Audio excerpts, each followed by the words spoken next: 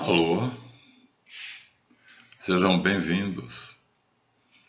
Já vimos que, segundo Mateus 3, de 1 a 12, Marcos 1, de 2 a 8, Mateus 3, de 13 a 17, Marcos 1, de 9 a 11, João 1, de 19 a 28, João Batista era sacerdote segundo a ordem levita, pois era filho de Zacarias, da tribo de Levi, mas era sacerdote da ordem de Melquisedeque.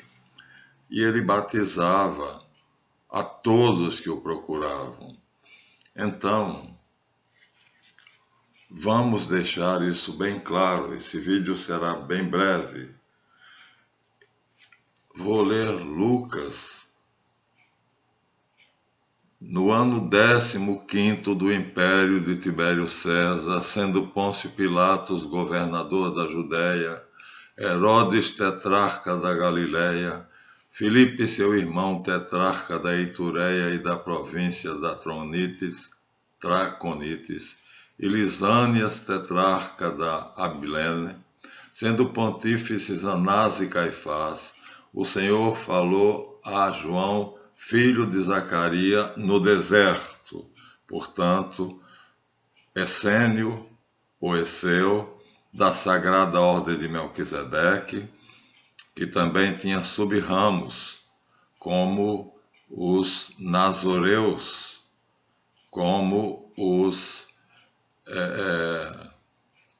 Tem outra tribo, antes dos essênios, tem várias ramificações. Então, Assideus, agora veio, Assideus, Nazoreus e Esseus. E ele no deserto, portanto, isso fica bem claro. E ele, percorrendo todo o vale do Rio Jordão, pregava um batismo de penitência para a remissão dos pecados, o perdão dos pecados, conforme está escrito em Isaías: vós do que clama no deserto, preparai o caminho do Senhor. E João dizia às multidões que vinham para serem batizadas por ele: raça de víboras, quem vos ensinou a fugirem da ira futura? Fazei, portanto, dignos frutos de arrependimento ou de penitência. E não comeceis a dizer: temos por pai Abraão, porque eu vos declaro que Deus pode destas pedras suscitar filhos de Abraão, ou seja, de pessoas que não tinham nenhuma ligação consanguínea com o patriarca ou com os patriarcas, nem a genealogia que começa de Adão, nem com Abraão, Isaque e Jacó. Isto inclui os árabes palestinos que estavam nas proximidades, e Gaza estava bastante perto do local onde João batizava. Então, lhe perguntaram: que devemos então fazer? Ele lhes respondeu: aquele que tem 2 túnicas, dê uma àquele que não tem. E o que tem alimentos para comer, faça o mesmo. Portanto, é a partilha, né? É o compartilhar, é a cooperação, que o mundo prega a competição e o egoísmo, né? Como nós dizemos, a lei de Gerson, né? Mateus primeiro os teus. Vieram também publicanos, pecadores, para serem batizados. Lhe perguntaram: mestre, que devemos fazer? Respondeu-lhes: não exijais nada além do que vos está determinado. Quer dizer, sois empregados dos romanos, isso é detestável, mas então sigam aquilo que os estatutos dos tributos que os romanos fizeram seja cumprido. Os seus contemporâneos, a nação judaica te odiará, mas vós estareis sendo retos na vossa consciência diante de Deus. Não exijais nada além do que vos está determinado. Portanto, havia uma determinação do tributo por César, e ele disse que era justo, porque naquela época o conquistador cobrava o tributo, né, do conquistado. Então ele não é contra o tributo a César, que ele deixa claro. A pergunta feita a Jesus, aqui ele responde muito antes de ser feita. Também os soldados o interrogavam e perguntavam: e nós que faremos? Disse-lhes: não useis de violência com ninguém, nem deis denúncia falsa, e contentai-vos com vosso soldo. Se você ganha pouco, paciência, é o seu trabalho. E não sejam violentos, ou seja, o soldado já é instrumento para matar, para ferir, para prender, para tirar a liberdade do ser humano. Então já é uma crueldade própria da profissão. E ele dizia: faça isso, mas Deus sabe que você está cumprindo ordens. Aqui ele está, vamos dizer, perdoando a atitude do soldado, que não tinha outro jeito para viver senão ganhar o dinheiro a partir de um ato violento, ou da suposição de que ele estava assumindo um emprego que faria ele ser violento. Então, João é os pés no chão, é absolutamente objetivo. Achava-se o povo em ansiosa expectativa, e pensavam todos em seus corações que talvez João fosse o Cristo. João dirigiu-se a todos, declarando-lhes: na verdade vos batizo na água, mas virá outro mais forte do que eu, do qual eu não sou digno de desatar a correia da sandália. Ele vos batizará no Espírito Santo e no fogo. Então está falando aqui de Jesus. E evangelizava o povo, dizendo-lhes esta e muitas outras exortações. Evangelizar significa exatamente, dizia coisas novas que terminavam trazendo consolo, porque o soldado se achava condenado, pois está escrito: não matarás, e a profissão dele era matar. E os escribas tinham uma facilidade enorme de cobrar um tributo acima do que estava estabelecido por César. E ele diz: cobrem somente o que está estabelecido por César, não sejam corruptos, vocês serão cruéis com os vossos compatriotas, mas uma coisa é ser cruel e outra coisa é ser corrupto. Então assim ele consolava as multidões, aqueles que vinham procurá-los, já antecipando a misericórdia que Jesus Cristo traria em plenitude. Por isso diz que ele evangelizava. Evangelho quer dizer a boa nova. E, portanto, logo, logo estaremos comemorando a festa de Pentecostes, que quer dizer o Consolador. E João, portanto, através do Espírito Santo, cheio do Espírito Santo, consolava as multidões. Isso está em Lucas 3, de 1 a 18. É uma longa citação. Então, quando todo o povo viera para ser batizado, também Jesus recebeu o batismo. E logo em seguida, enquanto rezava, o céu se abriu e o Espírito Santo desceu sobre ele em forma corporal, semelhante a uma pomba, uma ave. Em todo o Oriente Médio, a ave, o alado, era considerado aquele que estava mais próximo do céu, enquanto os homens, os animais e os peixes ficavam próximos da terra, os seres alados ficavam próximos do céu. Então ele diz: semelhante a uma pomba, em uma forma de ave semelhante a uma pomba, o Espírito de Deus. Ouviram então uma voz que disse, vinda do céu: Este é meu filho amado.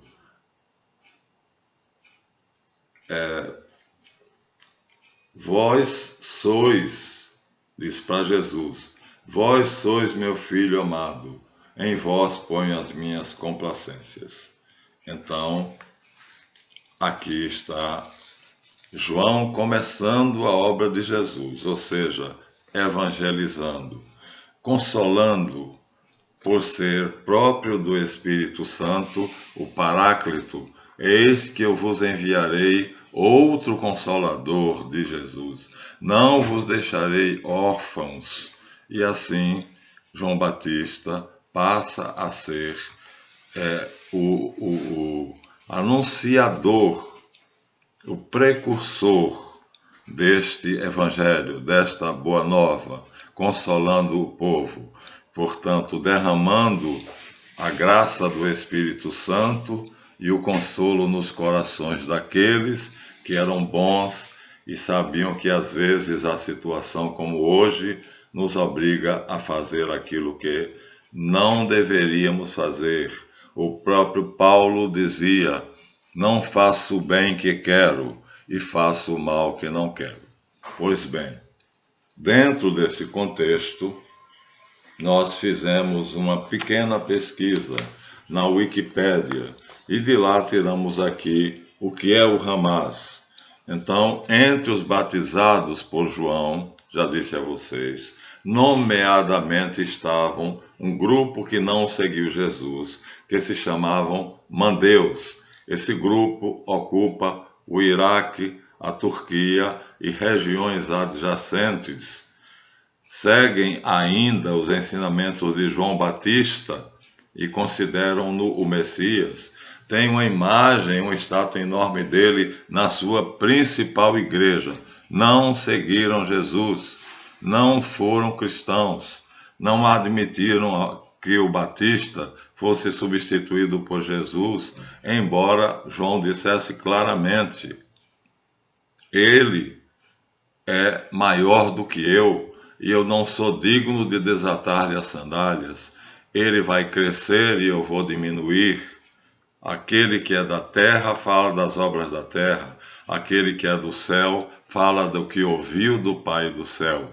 Então, os mandeus, ele batizava, mesmo que fosse soldado, mesmo que fosse corrupto, publicano, ele batizava, mesmo que fosse samaritano, prostituta. Então, dentro desse sentido é que nós estamos apresentando a vocês que há muitas pessoas por aí, muitos grupos, desde os tempos do João, os anabatistas recusaram Jesus durante 6 anos e depois então decidiram aceitá-lo como Messias.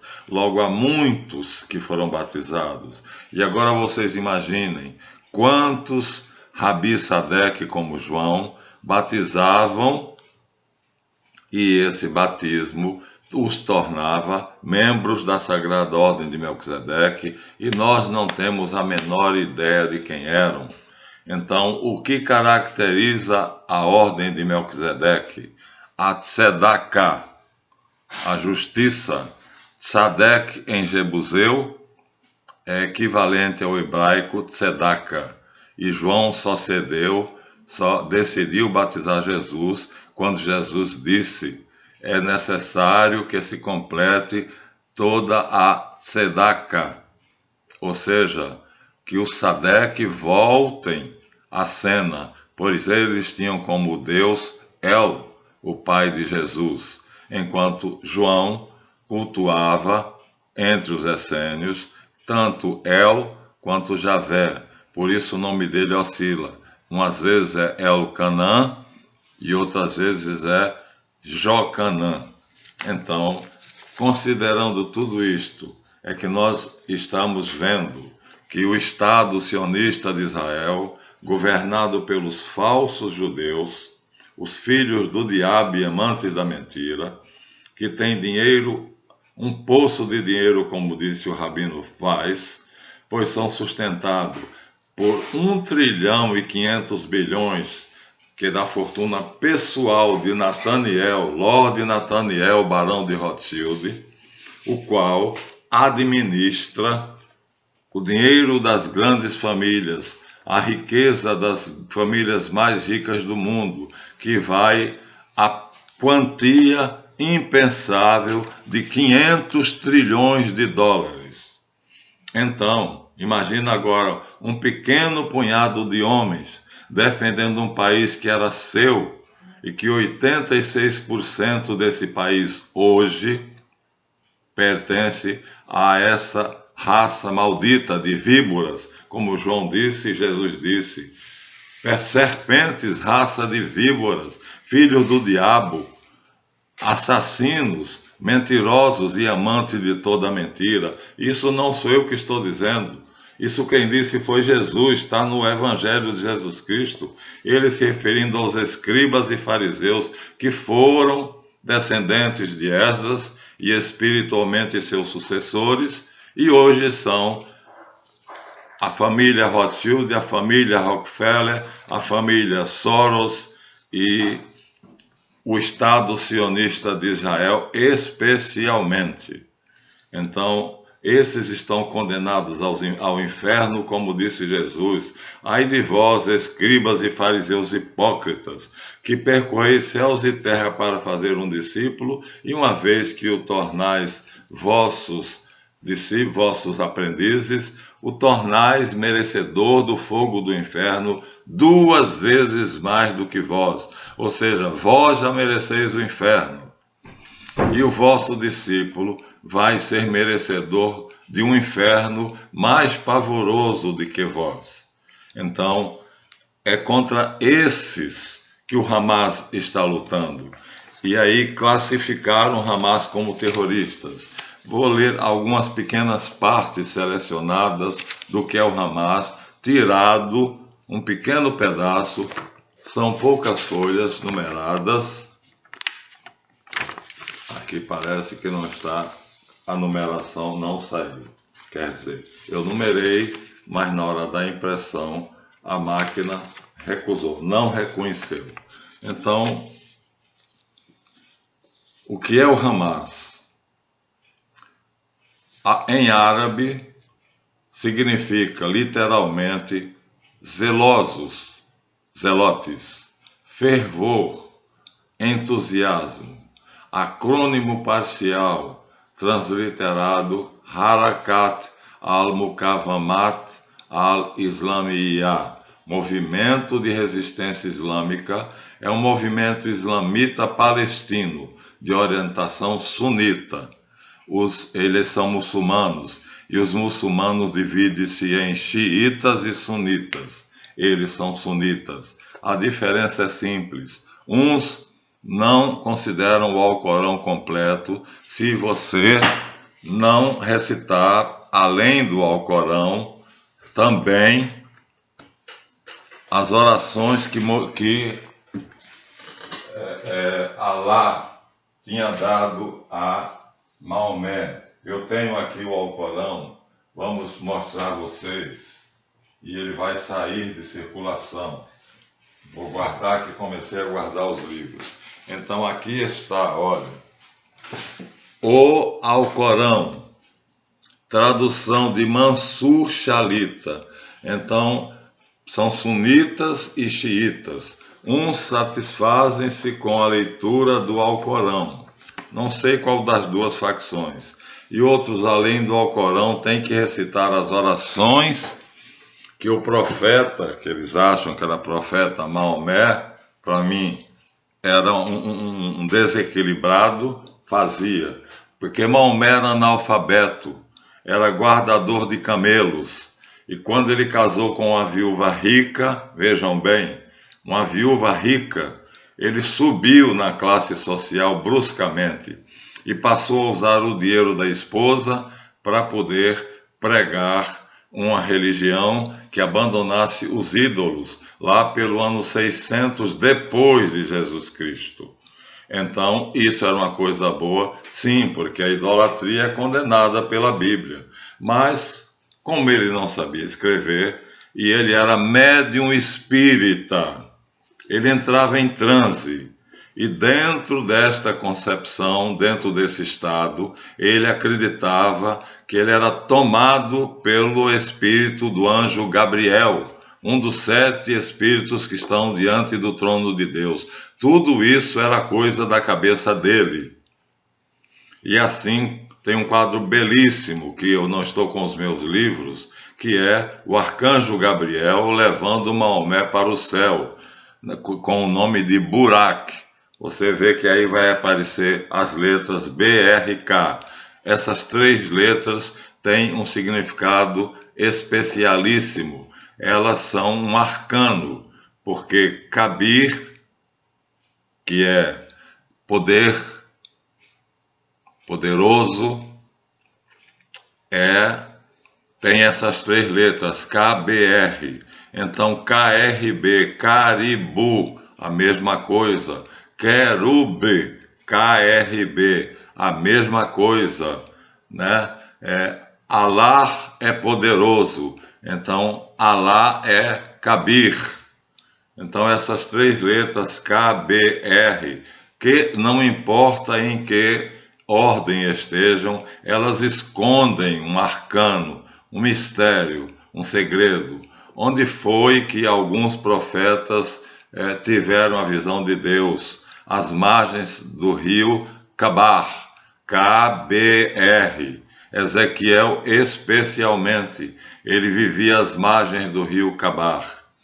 Então essas 3 letras, KBR, talvez pela soma delas em hebraico, então talvez elas tenham um valor muito especial, mas isso é uma coisa a qual eu não me dedico, porque a cabala judaica não me interessa. A cabala judaica é uma faca de 2 gumes, e eles usam para fazer o bem e o mal. E por isso nós fizemos o nosso livro de cabala cristã, que eu já mostrei a vocês, e acho que vou novamente aqui. Talvez eu encontre fácil, talvez eu não encontre, porque não era isso que estava no nosso programa. Mas eu faço uma programação, depois eu vou seguindo aquilo que o Espírito me dita, aquilo que ele me diz. Então, está aqui, achei. Aqui está o livro que eu, com muita pesquisa, trabalho e com a luz do Espírito Santo, fiz cabala cristã, para separar nitidamente da cabala judaica, que é má em si, porque eles usam a magia das forças da cabala para dominarem o mundo. A cabala é o principal instrumento da Kahal, ou seja, da sinagoga de Satanás fundada por Esdras. Por isso muita gente também chama os líderes da nova ordem mundial de a Cabala. Por isso eu escrevi um livro, mas esse livro era, na verdade, apostilas que um aluno meu transformou em livro. A redação é dele, mas eu acredito que ele não foi suficientemente claro. Ele usou muita coisa da cabala judaica e nossa, mas eu não tenho direito nenhum de dizer se ele pode ou não pode usar o que está neste livro, porque a ideia não tem direitos autorais, e o que é meu aqui é a ideia. O que há aqui é a minha concepção de como transformar, transmutar, batizar a cabala judaica, que é em si má. E assim ele fez. Mas o livro não deslanchou. Mas a minha intenção continua, que é assim como São Tomás de Aquino tornou Aristóteles respeitado e, vamos dizer assim, batizado, né? Muito tempo depois, Aristóteles viveu por volta do ano 326 a.C. e São Tomás de Aquino por volta de 1200 depois de Cristo. Ou seja, 1230 mais 320 vai dar 1550. E foi um tempo que São Tomás de Aquino levou para poder provar aos cristãos e ao Papa. Hoje ele é considerado doutor da Igreja, hoje ele é considerado, vamos dizer, sua teologia é considerada a suma teológica da Igreja, portanto, doutor universal, assim como Santo Agostinho, Agostinho de Hipona, bispo de Hipona, que era das escolas de mistérios, das sociedades secretas, ele acreditava nos deuses pregados pelo neoplatonismo e considerava Platão como se os judeus consideram o Messias. E ele terminou descobrindo que através de Platão podia-se compreender melhor a existência de outros mundos, outros planos. Eu digo planos aqui no sentido de dimensões, porque Platão era artístico, ele tinha uma imaginação fértil, enquanto Aristóteles era objetivo, né? Era extremamente prático. Platão era o contrário, era exatamente imaginoso, criativo, e então Agostinho batizou Platão, e Platão passou a ser aceito. Hoje todo mundo conhece a caverna de Platão, o mito da caverna. Hoje todo mundo conhece Aristóteles como sendo aquele que definiu o homem como um ser político, mas essa definição, segundo Carl Gustav Jung, já não é mais correta, ou seja, verdadeira ela é. Então, se você estudar profundamente Platão segundo a ótica de Agostinho de Hipona, você perceberá que ele pode ser uma porta para uma melhor compreensão do cristianismo. Se você estudar Aristóteles do ponto de vista de Tomás de Aquino, você vai perceber que Aristóteles pode ser uma porta para o cristianismo. E, assim, nós podemos também encontrar no paganismo outras portas, segundo a afirmação categórica de um dos mais respeitados escritores, teólogos, cristãos católicos, que é especialista em dogmática, teologia dogmática. O nome dele, vou ver se eu consigo encontrá-lo aqui, Deus me permita. É que tem livro, até não poder mais. Bartman, o nome dele é Bernard Bartman, mas eu queria mostrar o livro para vocês. Já mostrei antes. O livro é verde. Eu estou procurando aqui e não estou encontrando. Em nenhum dos lugares que eu estou procurando, eu estou encontrando. É um livro verde com o nome de Bernard Bartman. Eu vou sintetizar. O que simplesmente ele diz é que a maioria daqueles cristãos, principalmente católicos, condenam as escolas de mistérios, mas foram das escolas de mistérios que saíram os primeiros grandes cristãos que se tornaram doutores durante 400 anos iniciais. Eles que formularam, não foi Saulo ou Paulo de Tarso que criou o cristianismo, como diz o burro do carnal, o cavalo, o animal do carnal. Foram 400 anos de pesquisa, de pensamento sob a luz do Espírito Santo, né? Agostinho de Hipona é chamado doutor da graça, porque ele discorre sobre a graça de Deus e que o homem nada consegue fazer sem o Espírito Santo, porque somente o Espírito Santo sonda o Espírito de Deus, penetra nas profundezas da memória do Pai. Então, são esses 400 séculos que constituem aquilo que nós chamamos os pais da igreja. Pais no sentido de aqueles que estabeleceram a doutrina católica com toda a clareza. Ah, como eu gostaria agora de encontrar. Mas é muito simples. O nome é Bernard Bartman e o nome é Compêndio de Teologia Dogmática, Sacramentos.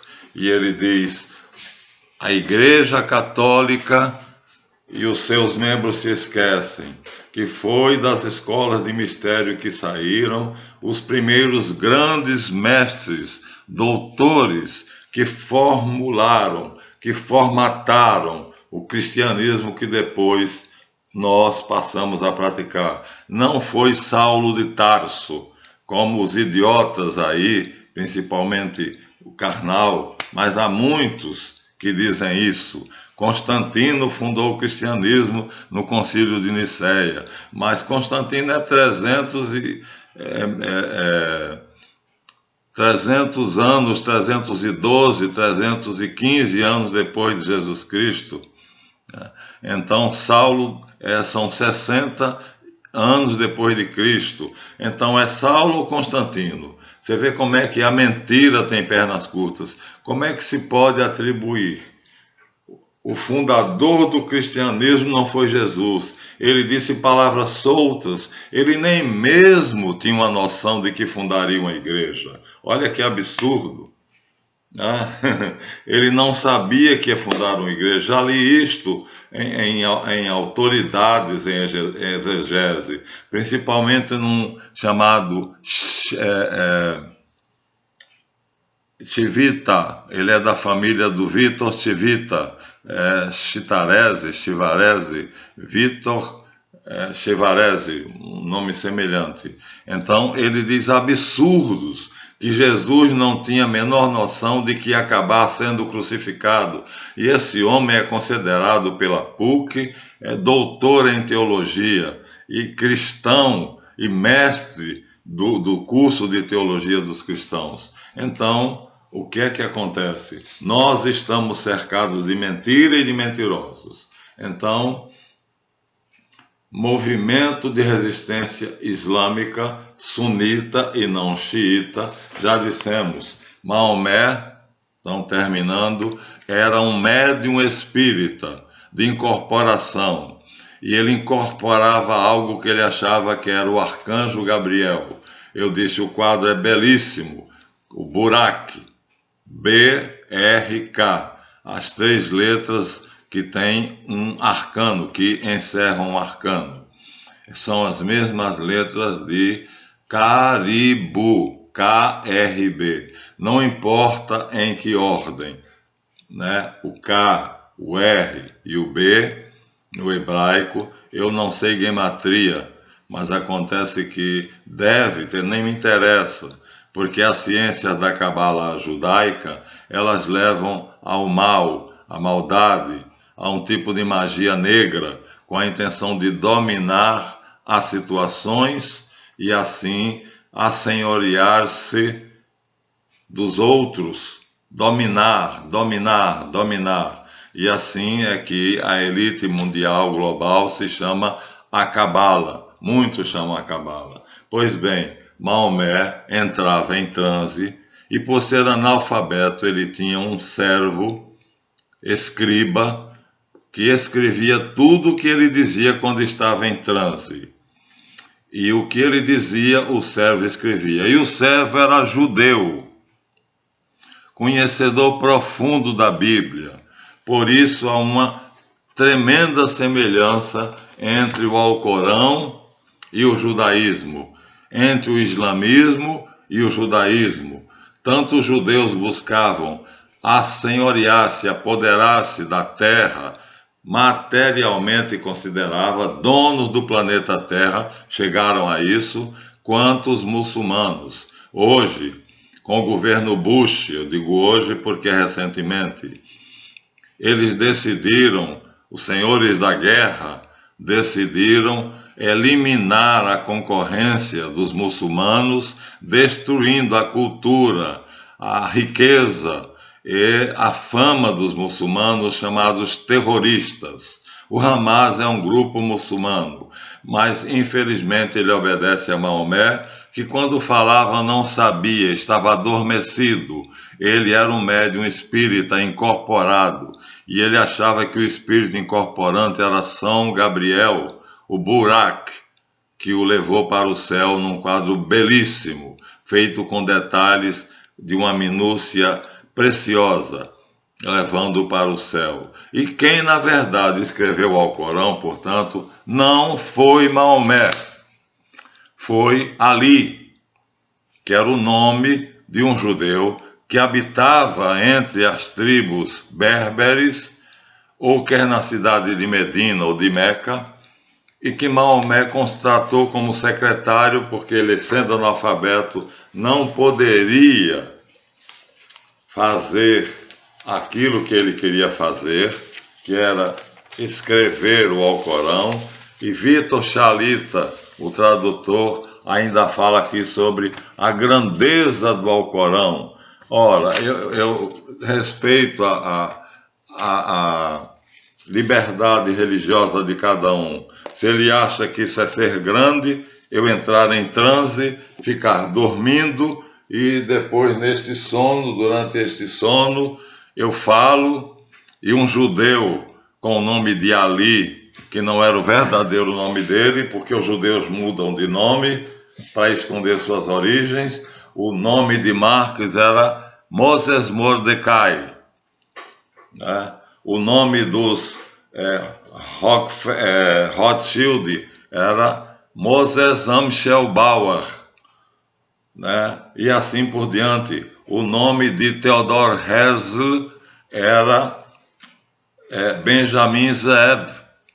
Eles mudam de nome, então não devia ser o nome desse escriba, não devia ser Ali. Mas ele é o verdadeiro autor do Alcorão, porque quando Maomé despertava do sono da incorporação, ele não sabia o que tinha dito, mas ele criou preces conscientemente, pelo Espírito, pela força do Espírito, com a boa intenção. E aí essas preces são obrigatórias, ou para os sunitas ou para os xiitas. Isso aqui divide-os em dois partidos.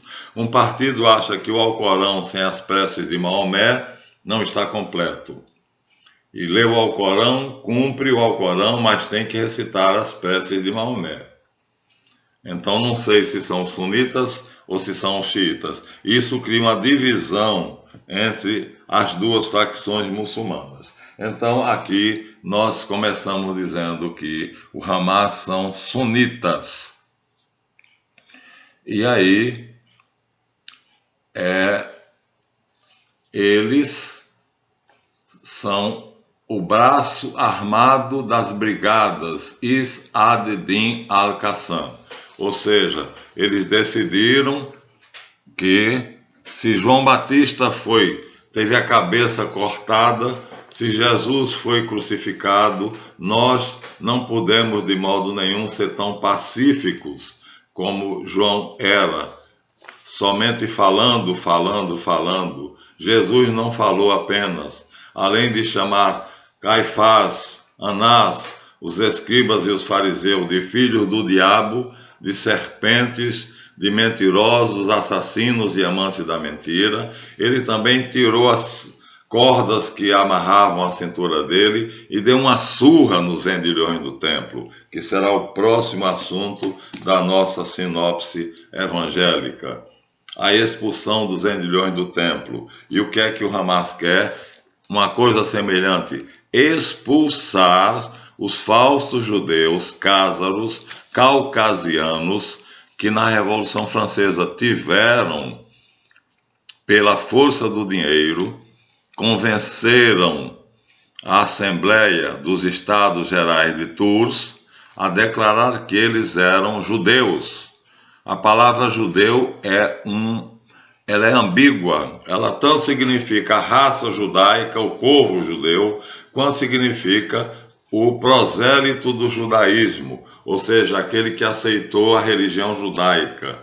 Então, assim, os caucasianos, cázaros, que são hoje chamados judeus askenazi, aproveitando dessa ambiguidade da palavra judeu, sendo apenas convertidos ao judaísmo, pagaram a um deles que era deputado e que estava fazendo parte da Assembleia dos Estados Gerais de Tours, que iam criar as leis que governariam a França pós-revolucionária, pós-napoleônica, e assim os judeus cázaros, os falsos judeus caucasianos, askenazi, se tornaram judeus. E eles hoje são a maioria e governam o mundo, né, como as famílias Abravanés e Soros e principalmente Rothschild ou Rothschild, que tem dois braços, por isso a águia bicéfala. A águia de duas cabeças é o símbolo dos altos graus maçônicos, porque representa uma cabeça delas, o ramo francês, que o último representante, que foi o líder do clã, era David René de Rothschild, assim se pronuncia em francês, e hoje o bastão foi passado por René David para Nathaniel de Rothschild, que é inglês, do ramo inglês, duas cabeças, uma francesa e uma inglesa, um monstro de duas cabeças. Eles enganam os maçons incautos, dizendo que a águia tem duas cabeças, porque São João, que é a águia nos evangelhos, aqui nós temos um evangelho antigo, na sinopse epistolar, é uma sinopse do tempo que o meu avô existia. E aí eu consegui, tá vendo? Ó, João, símbolo, a águia. Aqui é Lucas, loikan, símbolos, o touro, está em grego. Aqui é Mataion. Então o símbolo é um anjo ou um homem que chegou à estatura do Cristo. E finalmente Marcom, que o símbolo é o leão. Então, tirando somente a capa, porque são sinopse dos 4 evangelhos, então, escrito em Lisboa ou no Porto, deixa eu ver aqui se eu consigo, a editora, os portugueses não costumam colocar quem é a editora, mas de qualquer maneira são os 4 evangelhos, né? E mostram aqui, tá vendo, o mapa da Palestina, e aqui vai mostrar Jope, aqui no litoral do mapa, nós vamos ver Jope, nós vamos ver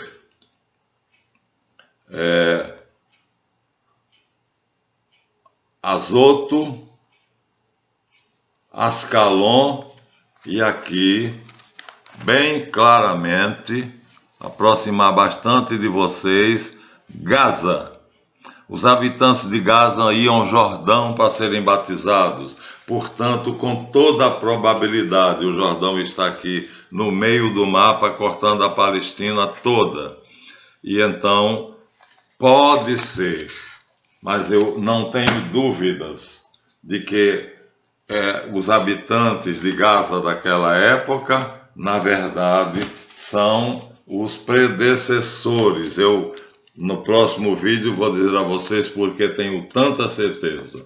Esta é a sinopse dos 4 evangelhos, que é muito mais antiga do que a minha pobre sinopse atual, que já está também se esbagaçando, perdendo as folhas, mas que também é uma sinopse, quer dizer, os evangelhos são colocados lado a lado quando o texto está em todos os 4. Aquela é preciosa, preciosíssima, e aqui nós temos a capa dela que foi cortada. Mateus, Marcos, Lucas e João representado pela águia. Então, essa águia, eles dizem que a águia de 2 cabeças, a águia bicéfala dos alto grau, são os 2 Joões, João Batista e João Evangelista, mentirosos. Então, uma cabeça da águia é o ramo francês dos Rothschild, e outra cabeça da águia bicéfala é o ramo inglês dos Rothschild, que tem dinheiro, um poço fundo de dinheiro, como fez a denúncia, como denunciou o rabino Israel Davidson Weiss, o rabino mais conhecido, eu acho, na Europa. E nós temos aqui a tradição cristã que herdou essa...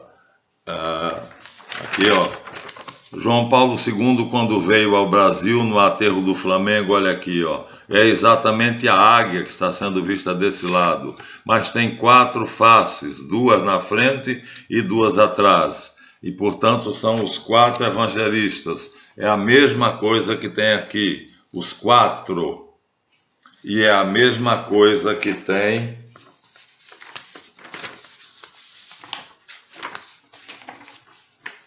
aqui. Jesus como sendo o rei do universo, com os 4 animais sagrados, o touro, a águia, o anjo e o leão. E aqui nós temos um por um, tá vendo? Aqui não sei se vocês vão ver, atrás de São Mateus tem um homem, um anjo. Atrás de São Marcos, aqui do lado, tem a cabeça de um leão. Aqui, atrás de São Lucas, ao lado da cabeça de São Lucas, tem um boi. E aqui, acima da cabeça de São João, tem as asas de uma águia. Eles iludem os pobres dos maçons que não estudam e dizem que é isto que significa águia bicéfala. É isto. Portanto, o Papa também, o Papa de Roma também faz parte da conjuração que tem a águia bicéfala. Por quê? Porque ele usa a águia na sua mitra. Mitra é o nome desse chapéu do Papa. Tudo mentira. A águia bicéfala são os 2 ramos da família Rothschild. O ramo inglês, que são tipicamente caucasianos. Você vê a cara de Jacob toda vermelhinha. Você vê a cara de Nathaniel toda coradinha. Parece que ele passou ruge. Já os franceses não são tão avermelhados. E os semitas, que são judeus de sangue, eles são muito variados, mas na maioria deles, como nós brasileiros, como eu disse, né? O ator Tony Ramos, o Luciano Huck, Cenoura Bravanel, que é Silvio Santos, né? E outros, que você, no meio da multidão, não reconheceria. Mas se você chegar na Inglaterra, você vai ver como é diferente. Os caucasianos, como são brancos, eles não são berberes, eles não eram homens do deserto da Judéia, do Egito, da Arameia, ou madianitas. Não, esse povo todo é que descendia de Abraão, eram semitas. Acontece que eles são cázaros, caucasianos. e são eles que dominaram o mundo. Ou seja, até agora reina o anticristo.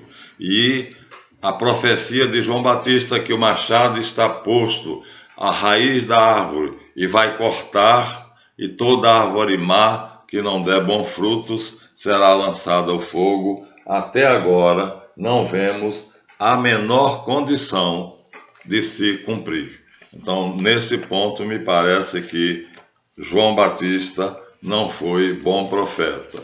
Ele é chamado o maior dos profetas porque ele identificou Jesus de Nazaré como sendo o Messias. Então, aqui nós temos o átrio do templo de Jerusalém, em cima do Monte Sião, já mostramos. Aqui é o Monte Sião, que pertencia ao Sadeque, e Sadeque convidou Davi para vir morar aqui, e essa parte do templo já é a parte que Sadeque deu a Davi. E também tem o palácio de Davi do lado do templo, Jerusalém. Então o templo é em Jerusalém. Então tudo isso está aqui. Olha, está se... Coitado, né? Tudo isso são livros deixados pelos meus ancestrais, exatamente pelo meu avô. Sinopse quer dizer resumo, a sintonia que há entre os 4 evangelhos. E aqui, portanto, está na capa rasgada aqui a águia, que simboliza João, e como tem João Batista e João Evangelista, a falsa maçonaria de 1717 mente para os inocentes que entram na maçonaria, achando que ela é uma associação filantrópica, mas um amigo meu disse que a maçonaria torna piores os maus e melhor os bons. Ela é arma de 2 gumes. Né? Eu sou maçom grau 33, mestre instalado, já fui venerável e fui convidado para ser grão-mestre do GOMEB, mas não aceitei. Por quê? Porque eu percebi que é muito difícil criar uma ala maçônica puramente cristã, livre do controle dos Rothschild, dos reis do dinheiro. Então, assim, eu estou mostrando a vocês contra quem o Hamas está lutando. Especialmente ativo em Gaza, já mostrei a vocês. Quer que mostre de novo? Mostrarei. Vou mostrar novamente a vocês. Tem vários mapas que mostram, mas aqui nessa sinopse antiga, o mapa está especialmente claro. Está muito claro. Onde fica Gaza? Aqui nesses mapas antigos está muito legível. Gaza ficava pertíssimo do Jordão, portanto os habitantes de Gaza foram os primeiros a ir, ou dos primeiros a ir até o Rio Jordão para receber o batismo de João. Vou mostrar de novo a vocês. Ó, está aqui, né? Aqui é o Mar Mediterrâneo, aqui é o Rio Jordão. Aqui é a parte sul, Judá. Aqui é a parte norte, que é a Galileia, onde Jesus ficou. Então vamos repetir. Aqui é a parte sul, Judá, a parte nobre. Aqui é a parte norte, Galileia. A Galileia está entre a Fenícia e a Síria, Ciro-Fenícia e Samaria, que são 2 povos idólatras. Por isso Jesus foi difícil os discípulos inicialmente acreditarem que ele era o Messias. E aqui na faixa da esquerda está escrito Gaza, um pontinho preto. Pois é de Gaza que nós estamos falando. E estamos falando de um punhado de heróis que não querem entregar a sua pátria, a Palestina, aqueles que fizeram 2 guerras mundiais, matando 90 milhões de pessoas, apenas para se tornarem os donos da Palestina e redividir o mundo. Eles refizeram o mapa da Europa, sabiam disso? A Guerra Mundial tinha como objetivo apenas isto: fazer com que os trilionários dos Rothschilds conseguissem destruir a realeza completamente. A Rússia, quando acabou a guerra, foi tomada na Primeira Guerra. A guerra foi em 1914 e em 1917, Vladimir Ulyanovich, conhecido vulgarmente como Lenin, cuja estátua foi derrubada na Praça Vermelha, em Moscou, porque se descobriu então que ele era sionista e o sionismo não é bem visto pelos russos. Então eu não sei como eles conseguem esse equilíbrio. Nós não conseguimos. Eles também não têm uma vida muito boa, mas eles recebem dinheiro da China, são financiados para fazerem armamentos moderníssimos e competir assim com os americanos, que são financiados pelos judeus cásaros. Logo, para mim, o Alcorão não é feito por Maomé, foi feito por um judeu chamado Ali, não sei o nome verdadeiro dele, porque Mordecai tomou o nome de Karl Marx, né? Benjamin Zvev tomou o nome de Theodor Herzl, e assim George Schwartz tomou o nome de George Soros. Então, assim também, eu não sei qual era o nome verdadeiro de Ali, mas era um judeu. E o Alcorão é dele.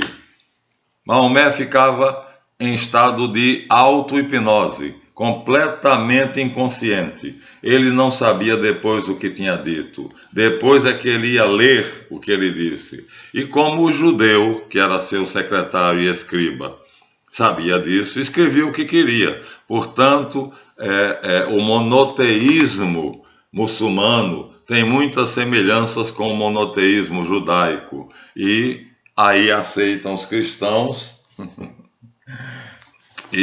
mas muçulmanos e judeus, apesar de tudo, nós cristãos nos damos com ambas as religiões, mas os muçulmanos odeiam os judeus e os judeus odeiam os cristãos, porque eles são primos, descendentes de Eber.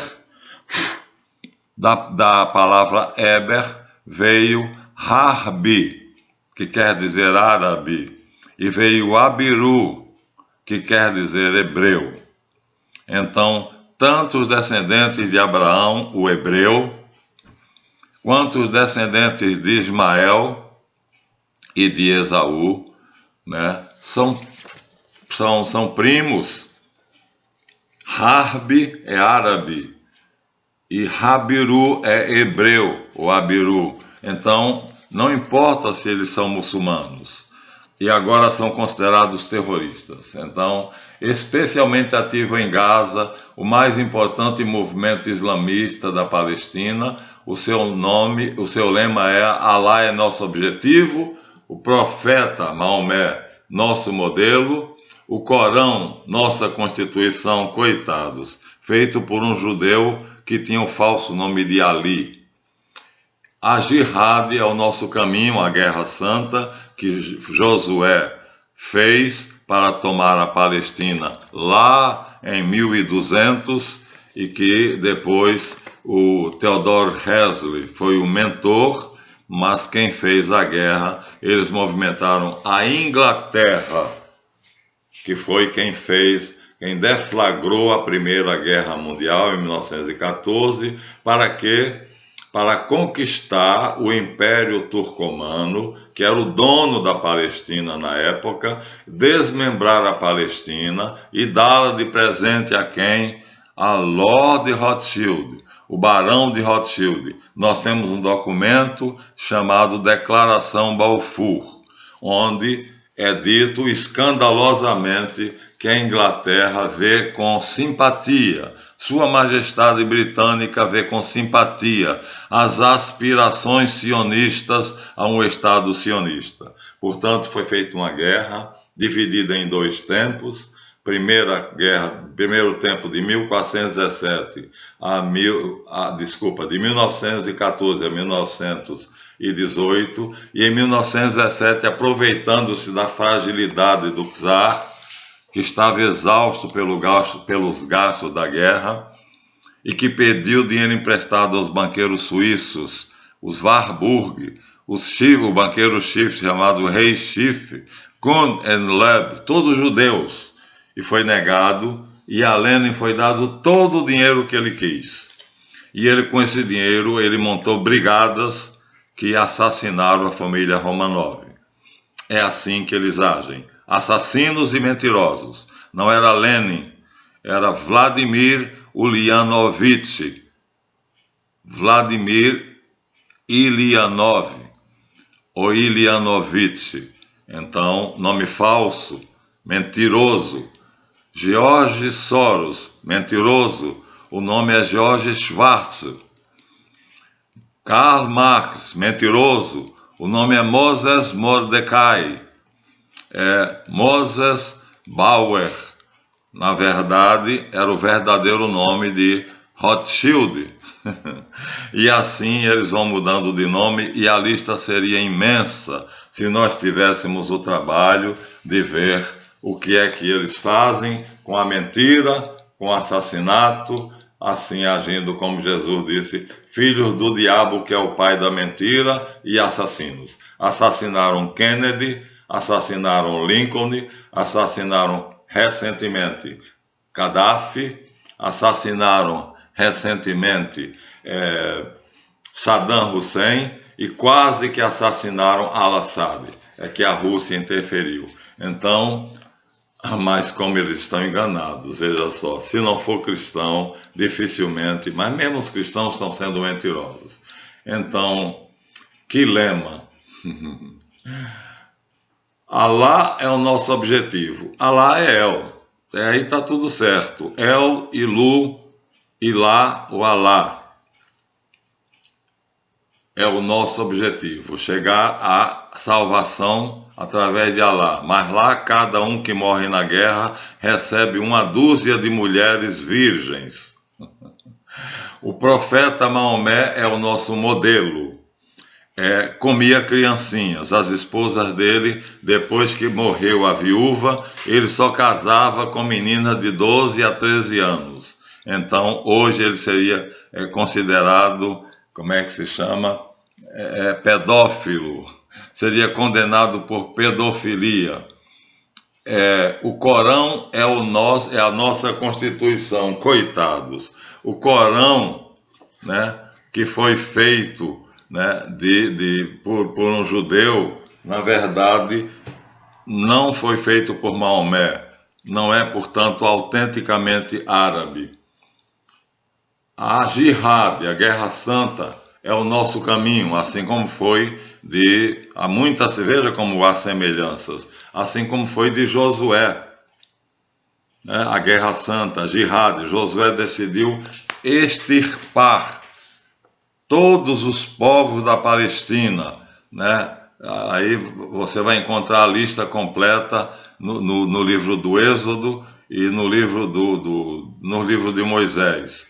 Então, Moabitas, Amonitas, Filisteus, e a de Filisteus no original Falisteu, que vai aparecer o nome palestino, né? Era a principal tribo que lutava contra Israel. E deles são descendentes os atuais palestinos, que 4 milhões estão no exílio e 4 milhões estão refugiados em 14% do Estado palestino. Os 88% restantes são, já estou repetindo isso, né, dos judeus askenaz, que também ali existem judeus semitas, são obrigados a ganhar a vida ali, né, mas há uma separação.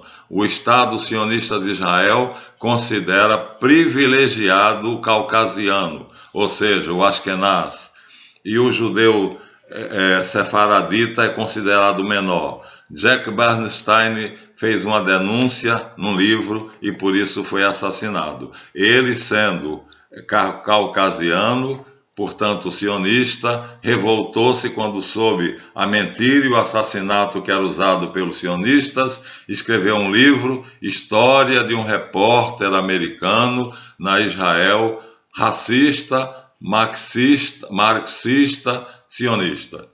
E ele foi assassinado pela Mossad, a polícia israelense. Então, aqui o trabalho tem 11 páginas, gostaríamos de ir adiante devagarzinho. Então, na próxima, eu lerei apenas o que é mais importante deste documento tirado da enciclopédia Wikipédia.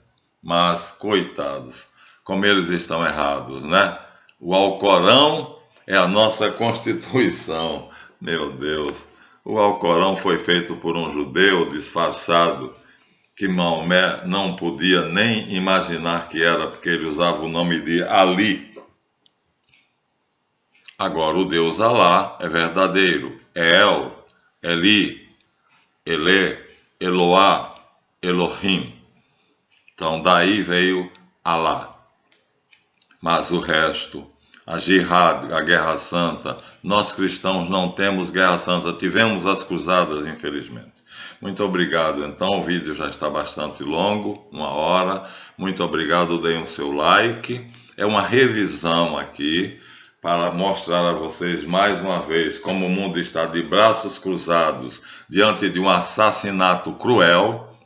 O exército israelense é o mais poderoso do mundo, tem armas que nem os Estados Unidos nem a Rússia possuem, financiam a fabricação, a pesquisa em armamento de altíssima qualidade.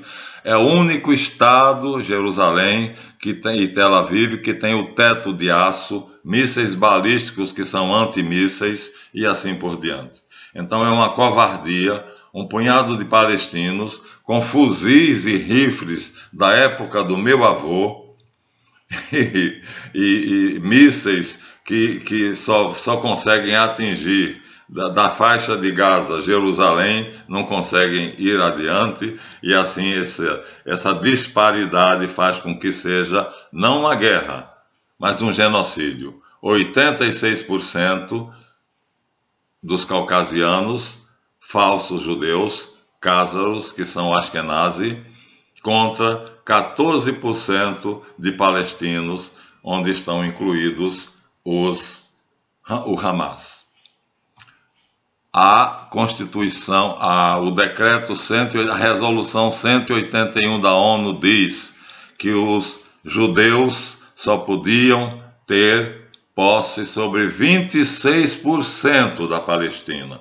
O resto era dos palestinos. Olha só, a ONU, a União dos Estados do mundo inteiro, não é? Foi criada para ser isso, né? A União dos Estados do mundo inteiro, da Terra, não me lembro agora exatamente o nome oficial. Depois se tornou a ONU, né? Então, está de braços cruzados, nem mesmo os russos têm coragem de enfrentar isso. E os chineses se renderam agora.